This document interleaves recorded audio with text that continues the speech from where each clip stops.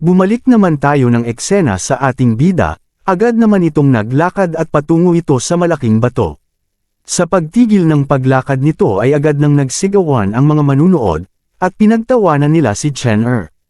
Wika pa nila, bubuhatin ng ating bida ang pinakamabigat na batong tray. Nagsalita naman ang lalaking nakadilaw na buhok. Masyado daw niyang pinahahalagahan ang sarili niya, at nababaliw na daw ito. Wika din ng lalaki na nakaasul na buhok, ang ating ika-9 na prinsipe ay mapapahiya lang daw ito sa kanyang sarili. Subalit naiinis naman ang ika-8 prinsipe sa ating bida. At sinabihan pa niya ito, na napakatanga daw ni Chen-er at hindi niya magagawang buhatin ang 1,000 kilo na tray ng bato kahit na magsanay pa ng 30 taon ito. At makikita naman natin na nadismaya naman si Ningxian at napahawak na lang ito sa kanyang ulo. Subalit wala naman pakialam ang ating bida sa mga pinagsasabi nilang lahat sa kanya, bagkus kanyang ibinagsak ang kanyang isang paa sa sahig at sa lakas nito ay umangat ang malaking bato sa ere. At ilang sandali pa sa pagbagsak ng bato at agad naman niyang sinalo ng isa nitong kamay, at hindi pa nakontinto ang ating bida at hinagis pa nito ang stone tray sa ere. Na parang pinaglalaruan lang niya ito, ngunit sinabihan naman ng ating bida, na nababaliw na talaga siya. Subalit hinihintay naman ni Chen-er ang pabagsak na stone tray, ngunit matagumpay naman niya itong nasalo ng isang kamay ng walang kahirap-hirap. Ibinaba naman ni Chen-er ang stone tray ng dahan-dahan, nagulantang naman ang mga hangal sa ginawa ng ating bida. Sinabihan na lang siya ng mga ito na tiyak na itinatago ng ika-9 na prinsipe ang kanyang tunay na kapangyarihan. Sa huli, royalty pa rin siya, at tulad ng inaasahan, pambihira siya. Subalit ganun din naman ang naging reaksyon ng dalawa, hindi makapaniwala ang ika-8 prinsipe sa ginawa ng ating bida, ay nakaramdam ito ng takot sa kanya. Saad naman ni Ningxian, na ang lakas daw ng ating bida, sinasadya daw ba nito na itago ang tunay niyang lakas para ipahiya daw siya? Ngunit sa kabilang banda, wika naman ng hostess sa kanyang isipan. Nakawili-wili daw ang ating bida, sa ginawa nitong alon ang kanyang tunay na chi, itinaas ang tray na bato, habang nahuhulog ang tray na bato ay ginamit niya ang parehong alon ng alon upang hawakan ang pagkahulog nito. Ang kanyang misteryo ng tunay na chi ay katangi-tangi, sa puntong ito ay higit pa sa maraming mandirigma ng itim na kaharian. Nalipat naman tayo ng eksena, nagulantang naman ang dalawang katabi ni Concubine Lin, habang siya naman ay naiyak sa sobrang saya nang makita ang ating bida sa ipinamalas nitong lakas. Habang lumuluha ito at sinabihan niya ang kanyang anak, na nagawa daw nito, sobrang tagal niyang hinintay ang araw na ito, at ngayon naging tunay ng mandirigma si Chen-er, siya daw ay masayang masaya at proud na proud sa kanya. Habang nakabukas ang bibig ni Concubine Xiao, at sarkastiko nitong sinabi sa kanyang isipan, sa ipinakita daw ng ika-9 na prinsipe ay nakamit ang gayong gawa, kailangan na daw nitong iwasang masaktan ang ina ng ating bida. Nagsaad naman ang ama ng ating bida, na mahusay daw siya, subalit kahit nahuli na ang simula ni Jiuer ngunit nagtagumpay pa rin ito. At inaasahan ng kanyang ama ang kanyang pagganap at kanyang pinalakpakan ito. Sa gitna ng entablado ay agad nang nagsalita ang tagapang-asiwa, at sinabi nito. Ang ikalawang round ng pagtatasa ay paghunting sa King Mount, dahil mapanganib ang paghunting, ang mga spot ay limitado lamang sa mga makakaangat ng pinakamabigat na tray na bato, magkakaroon ng kabuoang 43 kalahok.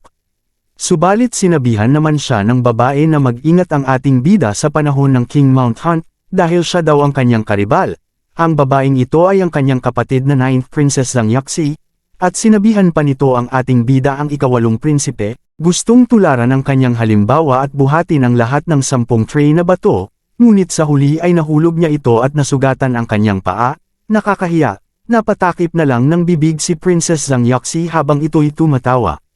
Ngunit napangiti na lang ang ating bida sa tinura ng kanyang kapatid, ngunit nagsaad naman ng tagapang-asiwa. Lahat ay bibigyan ng mga arrow habang nakasakay sila sa kabayo.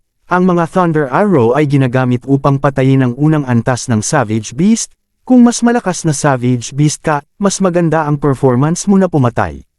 Dagdag pa nito, ang mga mandirigma lang na pumatay ng mga ganid na hayop ang karapat-dapat na umabant sa ikatlong round assessment ang martial arts competition.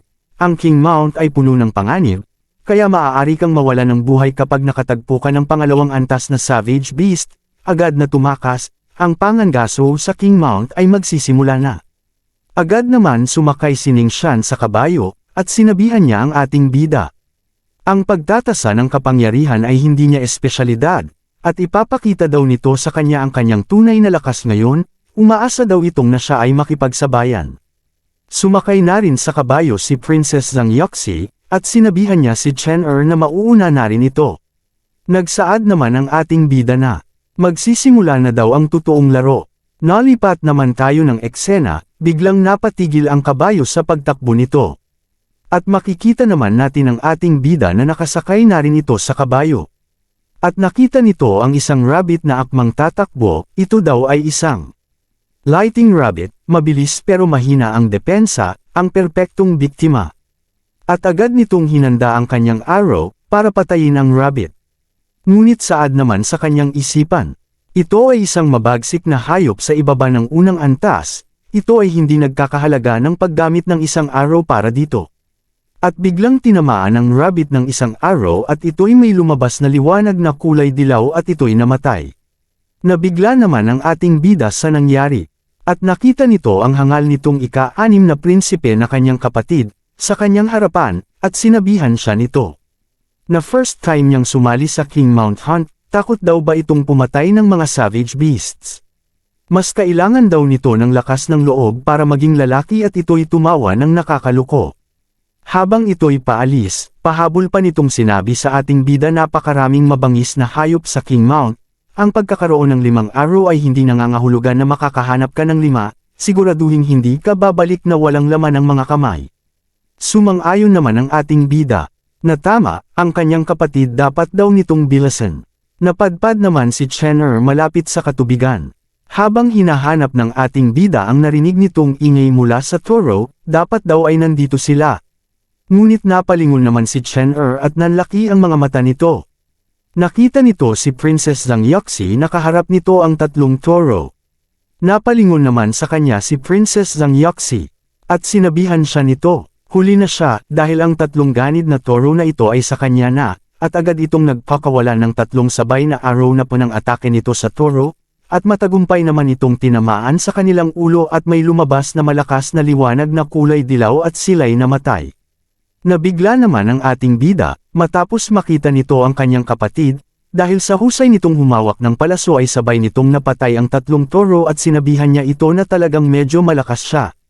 Natuwa naman si Princess Zhang Yoxi, at sinabihan niya si Chen Er. Ang kanyang arrow technique ay nasa mababang klase ng human stage, at na-master ko ito, ano daw sa palagay nito. Subalit biglang bumula sa gitna ng tubig sa hindi malamang dahilan. Nabahala naman ang ating bida, at sinigawan nito ang kanyang kapatid na si Zhang Yoxi na tumingin ito sa kanyang likuran. Agad naman lumabas sa tubig ang malaking toro at pasugod ito sa prinsesa na hindi nito alintana na may nagbabadyang panganib sa kanya. Ngunit narinig naman nito ang sigaw ng ating bida, at ito'y napalingon. Subalit huli na ito dahil malapit na sa kanya ang toro, at napamura na lang ito. At ilang sandali pa ay tumama na nga ang sungay ng toro sa kabayo, habang tumalsik naman sa ere si Princess Zhang Yoxi. Ngunit masakit naman ang kanyang natamong pinsala sa kanyang pagbagsak dahil ang unang tumama sa lupa ay ang kanyang siko at tuhod nito. Subalit pasugod ulit ang toro patungo sa kanya, pero hindi naman ito makatayo dahil iniinda pa nito ang kanyang natamong pinsala mula sa kanyang pagbagsak, nakaramdam naman ito ng malamig sa kanyang buong katawan. Wika na lang nito sa kanyang isipan. Tatapakan daw siya nito hanggang siya ay mamatay. Ilang sandali pa ay bahagyang nakalapit na ito, subalit sa hindi inaasahan ni Princess Zhang Yoxi, may isang palaso ang tumama sa leeg ng toro na naglalabas ng asul na kulay. Napasigaw na lang si Princess Zhang Yoxi, dahil ang akala nito ay dito na masasawi ang kanyang buhay. Subalit nakita naman nito ang ating bida na tumalon sa ere at naghahanda ulit ito ng kanyang pag-atake. At ilang sandali lamang ay tuluyan na nitong binitawan ang palaso. Mabilis naman na bumulusok pa ibaba ang arrow na may dala itong malakas na enerhiya. At ilang segundo lamang ay matagumpay na tumama ito sa likuran ng toro at isang malakas na pagsabog na enerhiya ang lumabas sa katawan nito. Sa pagbagsak ng ating bida sa lupa ay kasabay nitong bumagsak sa lupa ang toro nang wala ng buhay. Agad naman na sinabihan ni Chen Er ang kanyang kapatid kung ayos lang ba ito. Habang namamangha at pinagpapawisan si Princess Zhang Yoxi at pinupunasan nito ang kanyang noo gamit ang kanyang kamay, at sinabihan niya ang ating bida. Kung hindi dahil kay Chen ay baka nasawi na daw ang kanyang buhay, matatapos ang lahat ng kanyang pangarap na hindi pa nito naaasam. Ang ikasyam niyang kapatid na ating bida ay kahanga-hanga daw ito, ang kanyang mga diskarte sa pana, ang depensa ng bakal na toro ay maihahambing sa isang mandirigma sa katamtamang estado ng Yellow Realm. Agad naman sumagot ang ating bida, at sarkastiko nitong sinabi, mabangis na hayop man o tao, ay parehong may kahinaan, kung ang tatargetin natin ang kanilang kahinaan, pwede natin silang patayin kahit na mas mahina tayo. Subalit agad nang pinutol ni Princess Zhang Yoxi ang kanilang usapan. At sinabi nito, may marka ang Thunder Arrow, darating daw ang mga guard para kunin nila mamaya ang mga napatay nilang savage beasts, at agad itong sumakay sa kabayo at agad nitong sinabihan si Chen na umalis na sila. Ngunit nabigla naman ang ating bida kung ano daw ang ginagawa ng kanyang kapatid. Sumagot naman si Princess Zhang Yoxi, nasugatan ang kabayong antelope nito, kaya ibabahagi daw ng ating bida ang kanyang kabayo sa kanya. At dagdag pa nito, at gagawin daw nito sa kanyang kapatid na manghuli ng tama. At sinabi pa nito kay Chen kung hindi sila magmadali, lahat ng savage beasts ay papatayin ng iba, at sabay abot nito ng kanyang kamay. Wala naman ang nagawa pa ang ating bida kundi ngumiti ito at sumang-ayon na lang sa kanyang kapatid. At kanyang hinawakan ang kamay nito. Subalit sa kanilang paglalakbay, nagsaad si Princess Zhang Yoxi, sa nakalipas na 10 taon, ang ikapitong prinsipe lamang ang pumatay sa isang superior na antas ng isang mababangas na hayop, kung iisipin ay nagawa nating pumatay ng isang toro na bakal, hindi naman masama. Ang kapangyarihan ng isang superior class level 1 savage beast ay katumbas ng isang mandirigma na nakarating na sa pagkumpleto ng Yellow Realm, kung talagang nakatagpo silang dalawa ng isa, baka daw hindi na sila makatakas sa tamang panahon. Subalit nakaramdam ang ating bida na may papalapit sa kanilang harapan. Sinabihan naman niya si Princess Zhang Yoxi na wag daw itong gumalaw.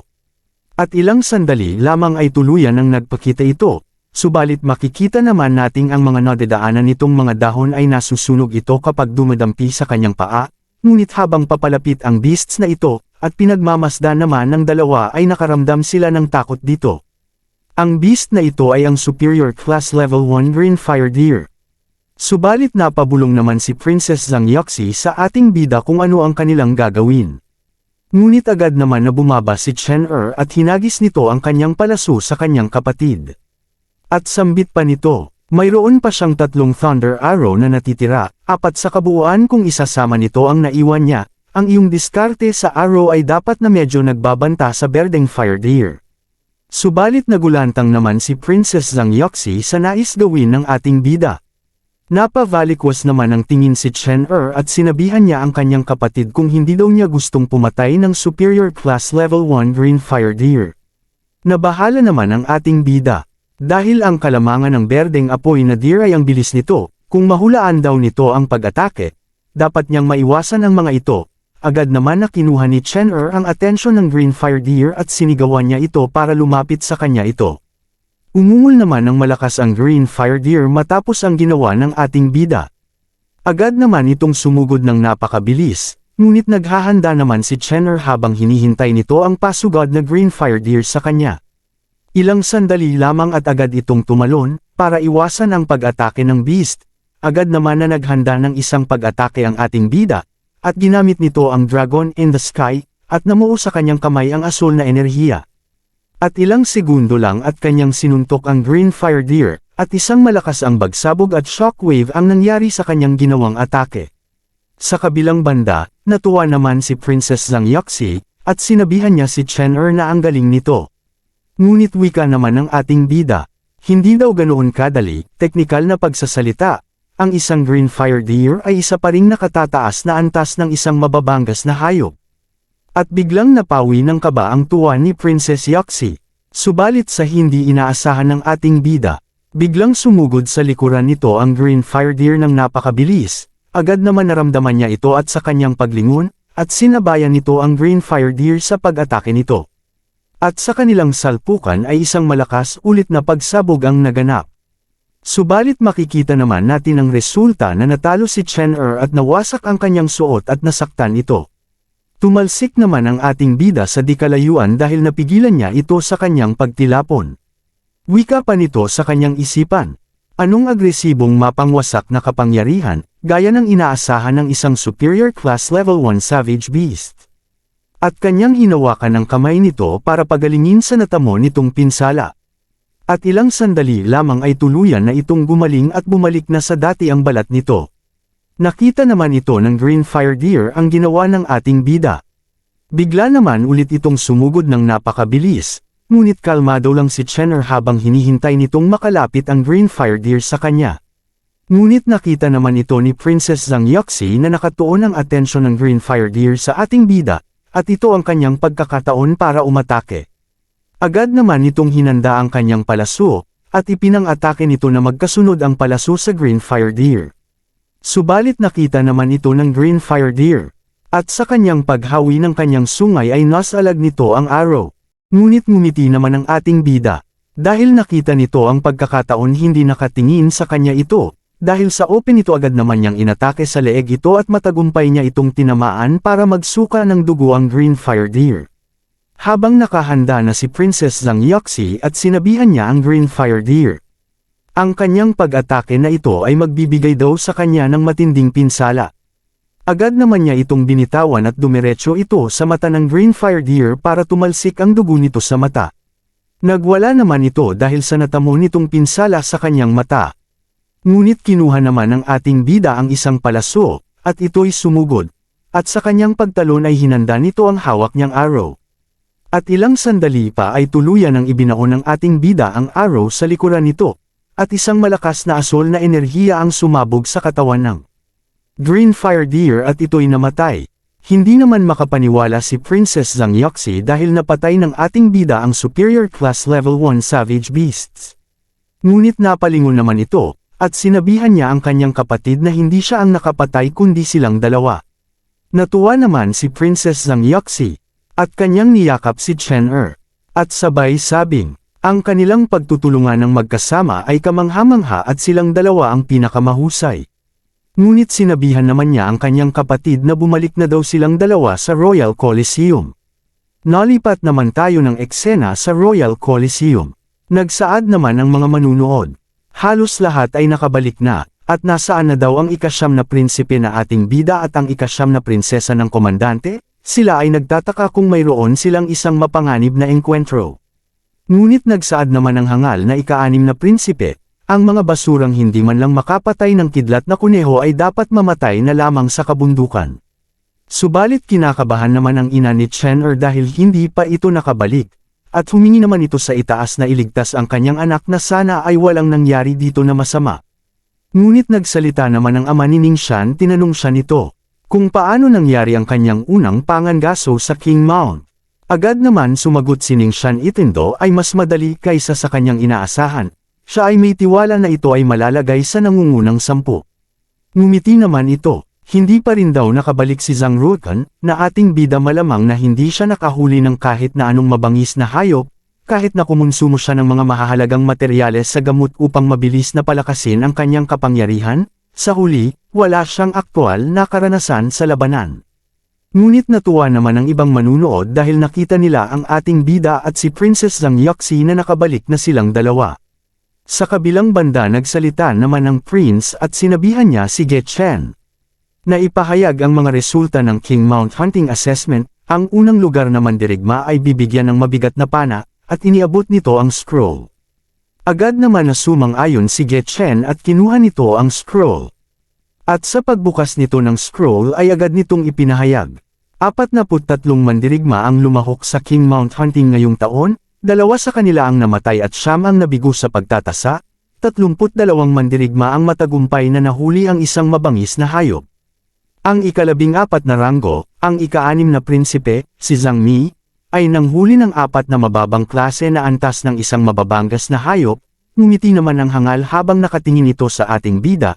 Hindi ko inasahan na magiging competitive ito sa taong ito, sa palagay ko hindi ito masyadong nakakahiya para sa iyo na nabigo sa taong ito. Ang ika-7 ranggo, si Lin Ningxian, mula sa mga Lin, ay nakakuha ng isang mabangis na hayop kung ang katamtamang klase ay antas 1 at 4 mula sa mababang klase na antas 1.